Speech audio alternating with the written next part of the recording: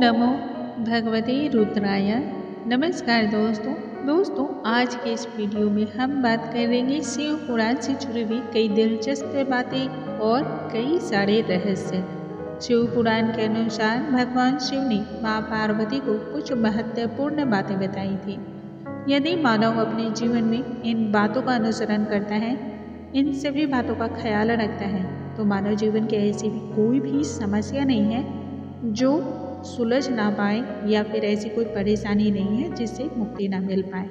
हर व्यक्ति को बस इन बातों को समझने की ज़रूरत है, इन चमत्कार को अपने जीवन में अपनाने की ज़रूरत है। छोटी छोटी ये चीज़ें यदि कोई भी व्यक्ति अपने जीवन में अपना लेता है तो इससे उस व्यक्ति के संपूर्ण जीवन में बदलाव आ जाता है। हर ओर उस व्यक्ति की डंका बजती है, चारों ओर उस व्यक्ति को ख्याति मिलती है और मान सम्मान की प्राप्ति होती है। कभी भी बदनामी, अपमानित उस व्यक्ति को नहीं होना पड़ता है। ना ही कोई अज्ञानता का ऐसा कोई अंधेरा है जो उस व्यक्ति को डुबो सकता है। आज के इस वीडियो में हम इसी पर प्रकाश डालने वाले हैं। आइए वीडियो को हम स्टार्ट करते हैं। नमस्कार दोस्तों, कैसे हैं आप सभी? उम्मीद करती हूँ आप सभी स्वस्थ होंगे, सुरक्षित होंगे और आप सभी के उत्तम भविष्य की कामना करते हुए आज का ये वीडियो स्टार्ट करती हूँ। शिव पुराण में इस बात का वर्णन मिलता है कि माँ पार्वती जो है वो माँ सती का ही अवतार है। राजा हिमावत और रानी मैना की पुत्री पार्वती बचपन से ही शिव भक्त थी। पार्वती ने बचपन में ही शिव को अपना पति मान लिया था। फलस्वरूप जो है वो शिव से विवाह करेगी ऐसा घोषणा भी किया था। हालांकि बचपन में ही नारद मुनि ने ऐसी भविष्यवाणी भी की थी कि भगवान शिव से ही माँ पार्वती का विवाह होगा, जिस पर अनेक तरह की बाधाओं, मुसीबतों के आने के बावजूद भी माँ पार्वती ने भगवान शिव को पाने हेतु कई प्रकार के कठिन यत्न किए, कई प्रकार की तपस्याएं की, निराहार रहकर या फिर अनेक ऋतु के बदलाव होने के बावजूद भी उनकी भक्ति में किसी भी प्रकार की कमी नहीं हुई।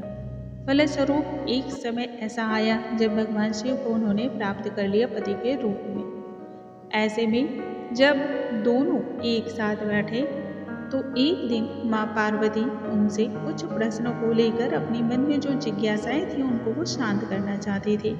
मन में उठ रहे इन सवालों के जवाब के लिए उन्होंने भगवान शिव के पास अपने मन में उठ रहे प्रश्नों को रखा। इस पर भगवान शिव ने उन प्रश्नों के उत्तर दिए जो कि अपने आप में ही बहुत ही ज़्यादा अहम और बहुत ही ज़्यादा खास हैं। यदि कोई भी मनुष्य इस प्रश्न के उत्तर को अपनाता है तो जीवन में सभी चीज़ों की प्राप्ति होती है।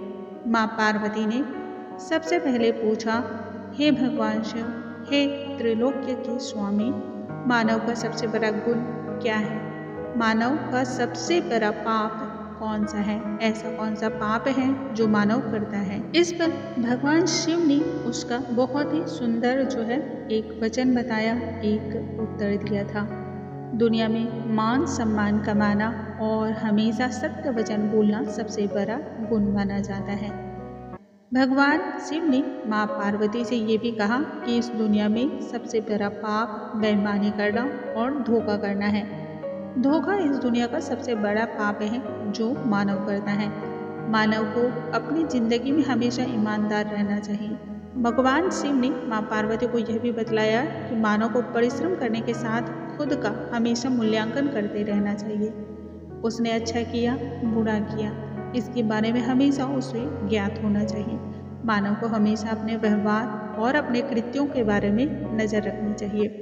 किसी को भी ऐसे कार्यों में लिप्त नहीं होना चाहिए जो नैतिक रूप से गलत हो। भले ही ये सवाल देखने में छोटे से हों और भले ही ये जवाब देखने में छोटे से हों, लेकिन आप इसे अच्छी तरह गहनता से सोच कर देखें। ज़्यादातर जो बुराइयाँ होती हैं वो असत्य बोलने की वजह से होती हैं। ज़्यादातर जो बुराइयाँ होती हैं वो बेईमानी और धोखा करने की वजह से होती हैं। एक तो इस कलियुग का प्रभाव इतना प्रबल है कि मानव को छोटी छोटी बातों में झूठ बोलना, बेईमानी करना कोई सिखाता नहीं है, वह स्वयं ही सीख जाता है।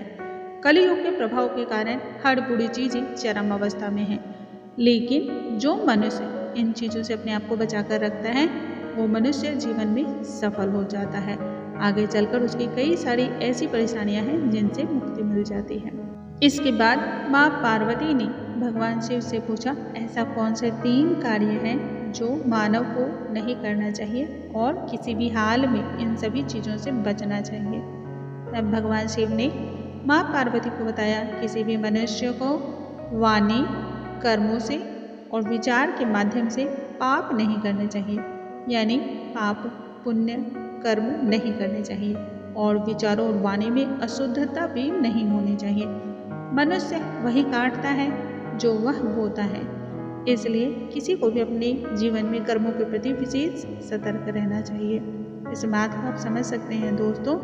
ज़्यादातर या फिर हर घर में हम सभी देखते हैं, हम सभी किसी का अपमान नहीं करना चाहते हैं, किसी का कोई अहित नहीं करना चाहते हैं, खासकर उसके सामने, लेकिन पीछे से किसी के बारे में चुगली करना, बातें बनाना, किसी को दोष गालियाँ देना या फिर कई ऐसे कार्य जो बिल्कुल ही उपेक्षित किए जाने जैसे हैं, जिन्हें बहिष्कार करना चाहिए, फिर भी हम पीछे से उन कार्यों को करते हैं। तो ये हमारे मन के विचार के जो भाव हैं, ये पाप से युक्त हैं। आपने उदाहरण तौर पे कई बार देखा होगा, 2 पड़ोसनें जो होती हैं वो आपस में बहुत ही अच्छा, बहुत ही मधुर भला रिश्ता रखती हैं, लेकिन एक दूसरे के पीठ के पीछे कई सारे शिकायतें करती हैं, कई सारी बुराइयां करती हैं, जो कि ये वाणी से भी बुरी कही जाती हैं, कर्मों से भी ये गलत है और विचार के माध्यम से भी ये पाप कहलाता है।